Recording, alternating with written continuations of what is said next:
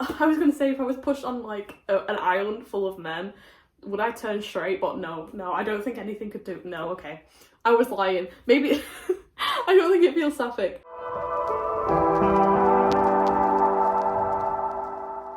Welcome to my new channel, Bound to Happen. This is a channel where I talk about art, books, anything that's interesting me at the time. The videos that I have planned out are sort of book recommendations, book hauls, unboxing videos, art videos. If that sounds like anything that you're interested in, please stick around, like, subscribe, that all good stuff. I've been excited to make this channel for a while and I'm glad that I'm finally doing it. Today's video is a introduction to me, I guess. Then I will be going over the books that I've read in December and giving ratings and a little bit of talking a bit about them basically. There will be a video next week which talks about my TBR list. I'm going to apologise for the floor sitting and the chaotic background that we're going on at the moment, but this is what we have to work with right now.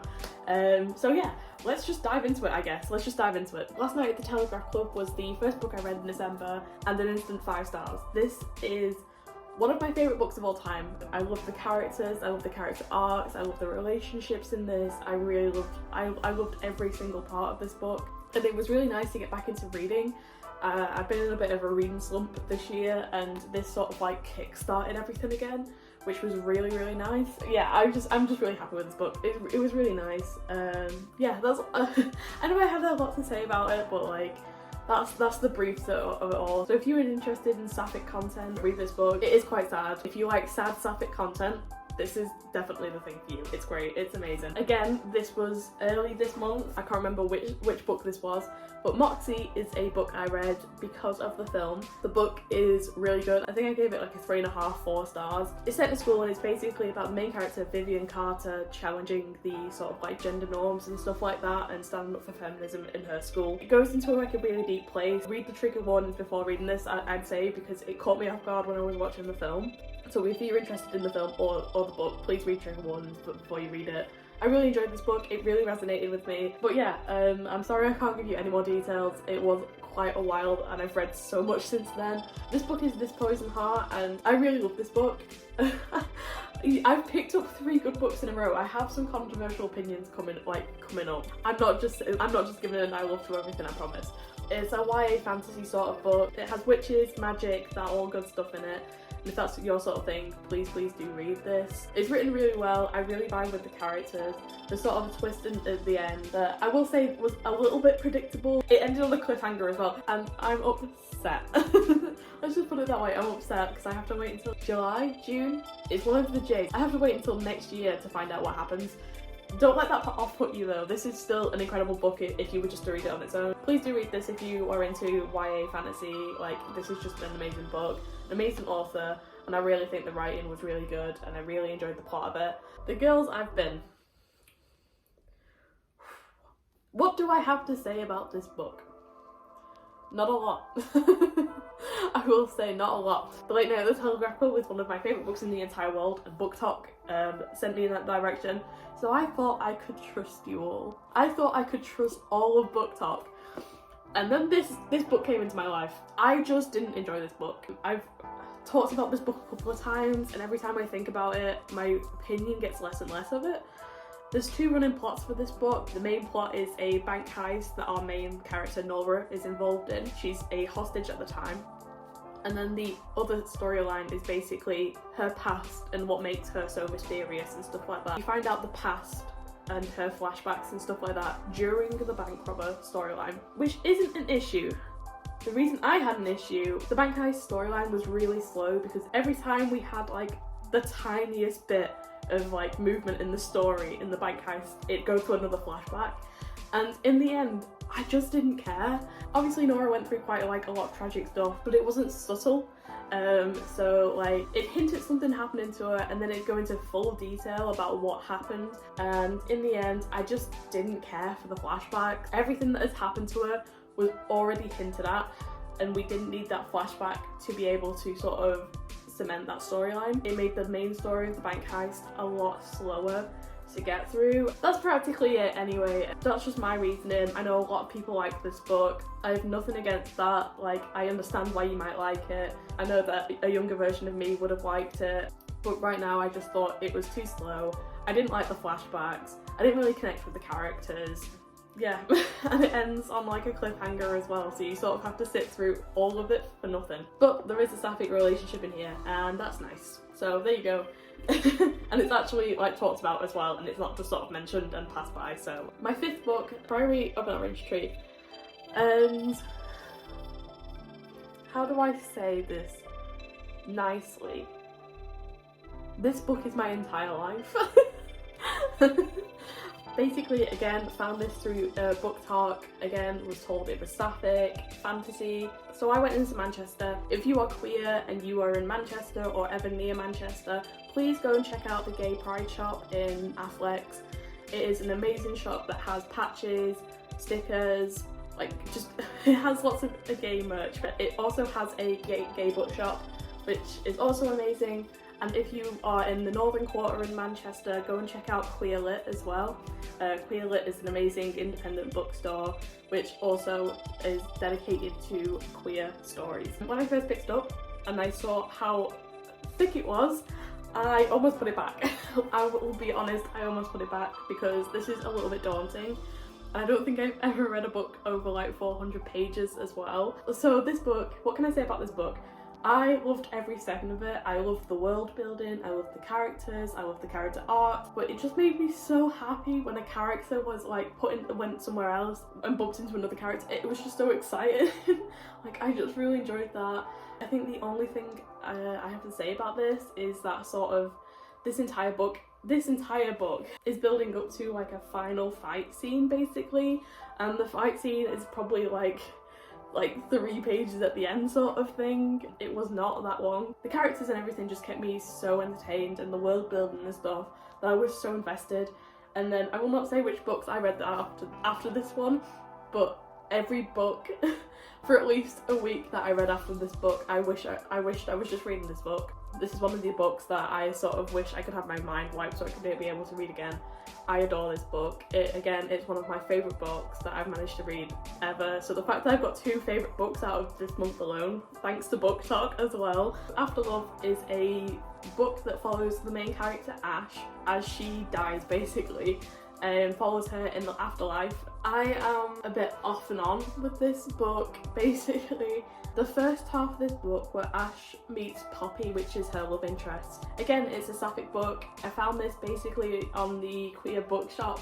It was on the shelf and I just saw 2 girls kissing and was like, I need it. The first part of it basically goes through Ash meeting Poppy and their relationship and how it forms and how it becomes, and it's really lovely and it's really well written. Like, it makes me really emotional to read it because I just think it's gorgeous. It just made me so happy. Like, it was really lovely, and the way it was written, it felt like I was falling in love as well. Like, I had such high praise when I was reading the first half of it. I wouldn't stop talking about it to people. And then we get into the second half of it. So it's split into 2 halves basically, the before and after Ash dies. There's going to be mild spoilers here, so please skip this book if you don't want anything spoiled. Yeah, the second half of the book I was really disappointed with. Her entire character just ends up coming, I have to be with Poppy. Like, you get no character progression, and then this is where the spoilers come in, so if you might want to skip. So Ash ends up meeting up with Poppy, and they realise that the only reason that they can see each other is because Poppy is dying.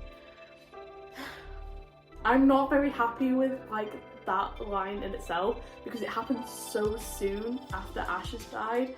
Like, so soon. Felt like it was put in there to have drama, whereas if I'd seen Ash basically go through a couple of years of having to do this, a couple of years of being in the afterlife and having to become a Grim Reaper, like, that's the main part of the story. Her struggle basically with having to leave everyone behind and stuff. Poppy becomes ill very close to sort of Ash dying, and it just seems way too convenient, if you ask me. Like, it just seems convenient. I don't know, it just really bored me. I will say the second half bored me. If you've read it, I'd really love to have a discussion with you, just because I need to know what you thought. But I did think, yeah, my final thoughts are Ash didn't have any character progression in the second half.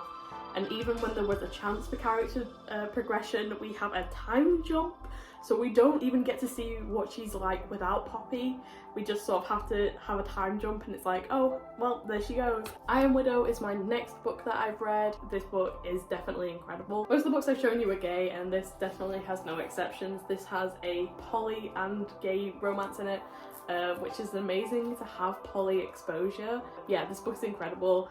I really love the main character's arc. Character basically goes through, like, she's very hateful at the start, and she continues to keep that hate with her, and that starts to go away as you get further into the book.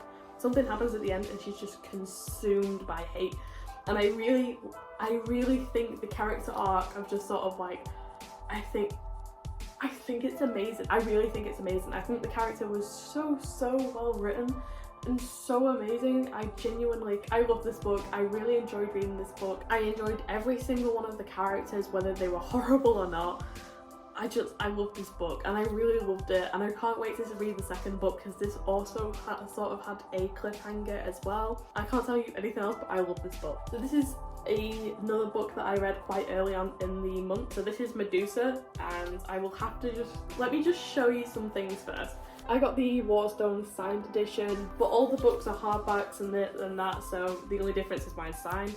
I've got a little signed page. But if I take this out of the sheet, look how incredible the artwork is for this book. And that's theme all the way through it as well. A lot of the scenes in the book have an accompanying painting to go along with it. It's absolutely incredible. I enjoyed this book a lot, I really did. Again, there is some trigger warnings that go along with this. It's all about Medusa, it's about Medusa's story. I really enjoyed it, it really resonated with me. I would buy this book just for the art alone. I hope I haven't rambled too much. I promise that when I do book breakdowns, it's going to be a lot more detailed. I did want to just sort of run through these and basically talk about what I've been reading this month. I've got a video coming out where I do an in-depth look at the Midnight Library, which I'm currently reading. I'm only 50 pages into it and I have a lot to talk about already, so if that's something that interests you, like I said, please stick around. I promise that my in-depth analysis videos will be a lot better than me just speeding through them. With that, let's get into the final 3 books that I read this month. One Last Stop is amazing! I didn't mean to say this about every single book, I promise, but again, TikTok, you did me so proud with this book. I loved this book so much. I sort of went in blind though, and I thought it was just like a really cute like romance book, and then it has like a sci-fi element in it. And that's not a spoiler, that is on the synopsis. I didn't read the synopsis before I read this, so I was like, oh, there's more. But no, I really did enjoy this book. This is a book that made me cry. I hardly cry at books, and this is a book that made me cry like a baby, like full stop. So I really enjoyed this. If you enjoy Sapphic romances, please read this. You will not regret it. It's also a little spicy, so maybe like 18 plus sort of thing. I know that I was on Wattpad when I was like 13 reading stuff I shouldn't be, so I'm not going to tell you what to do. This is an incredible book, and if you're a Sapphic and you've been looking for something like romancy, because I know that I've been searching for that for a while, this is definitely the book for you. I also just wanted to add that this book is set in 2020 and the majority of the characters are gay characters. I would just like to say that this book has the communication down so well. I know that I've read a lot of like queer books, and they basically have a lot of like queer conversations, and it's very like straight person has watched a RuPaul episode once and thinks that's how it goes. This book was nothing like that. There's a few times though there was cringy conversations, don't get me wrong. I think overall with how it was written, it really sort of balanced out that. I just want to say that like props to this writer, honestly. It was a really great book. I really enjoyed it. Again, please go and read this if this is your sort of thing, because you will not regret it. So this is one that I haven't seen anywhere, and again was basically on the shelf of a queer bookstore. It doesn't have a synopsis either, as I thought, but the synopsis is inside, which is strange. So I sort of picked this up because there was no synopsis. It just says they told us to wait and stay alive, and that's it. And that was enough for me to go, alright, I'm in. And this book is fine, I will say that. Again, this was on a lesbian bookshelf, the main reason I sort of picked it up, to be fair, and I will say that I don't think that this should count as a Sapphic book. There's a sentence that basically is like, oh, we're girlfriends now, that changes a page later because of something that happens, and that's really it. So I can tell you it felt Sapphic because it's basically set in an all-girls school and they're all like trapped on this island because they are all infected with this sort of disease and they're not allowed to get off just in case they infect everybody else. I can tell you that it seems sort of Sapphic because they were locked on an island for 2 years together, and that may make you Sapphic. That didn't happen to me. I think I was born it, but you know, I think if I was, no, I wouldn't. I was gonna say if I was pushed on like an island full of men, would I turn straight? But no, I don't think anything could do. No, okay, I was lying. Maybe I don't think it feels Sapphic. Again, that's definitely not the storyline of the book anyway. It is only meant to be a very, very small side part to what is a lot of things happening in this book. So I completely understand it. I'm not ragging it for that. It was alright. That's like, I don't hate this book. I didn't love this book completely. I thought it was a good read. It's a horror book, but it's meant to be a horror YA. Please, again, if you are interested in this book, read the trigger warnings because, like I said, it's a horror YA. I have no big opinions on this. It was fine to read. You know, I enjoyed some of the horror elements in it. I did quite like the ending as well. It gave me a very Children of Men ending. And this is the final book. I can't wait to scare everyone off my channel with my opinions on this book.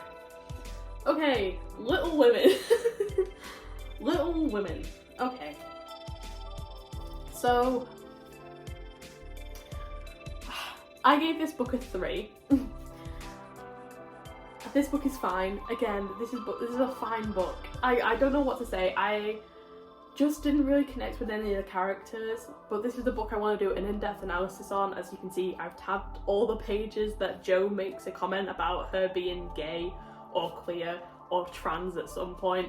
So that's something I want to make a video about, definitely. But the rest of the book, yeah, the book was fine. It was just sort of all the characters sitting around. I think it's just because I didn't connect with any of the characters that it just sort of didn't work for me. If I had liked some of the characters, or if I'd seen myself in some of the characters, I might have been more interested in what they were doing. But this genuinely was just 4 poor people, like, doing stuff to make the time go by, and I don't need to read a book to be able to see that. Like, I can just look in the mirror for that one. I know that lots of people, and I mean lots, everyone on Goodreads rates it 5 stars. A lot of people that I've talked to, a lot of book clubs that I've been in say it's like one of their favourite books of all time. I can't do it, and I don't know why. Like, I think once you've read about like dragons and shit, like this isn't the vibe anymore. And I do like some classic books, so I don't even think that was the issue. Again, I think it's just I didn't vibe with the characters. I wasn't really concerned with anything that they were doing. This is book 1. I didn't know that this was basically a special edition that my partner got me. But this book, I don't know, like I said, I don't know why I didn't like it, but there you go, that's my controversial opinion of the day. Thank you so much for watching this video if you watched all the way through. That's all the books I read in the month of December. I definitely recommend all of them, maybe not Little Women, I'm joking. I definitely recommend all of them, like, get your own opinions on them. Again, this is just my opinion. If you have read any of these books, I'd love to have a conversation with you. I'd love to talk about like these books and stuff. Yeah, if you would like to carry on watching this, please subscribe to my channel, please like my videos. And yeah, if there's anything you want to see, I want to do like controversial opinion videos and stuff like that. So if you guys want to see anything, please leave a comment about it and I will get around to doing it because I'm already so excited. So thank you so much for watching this and I hope to see you next time.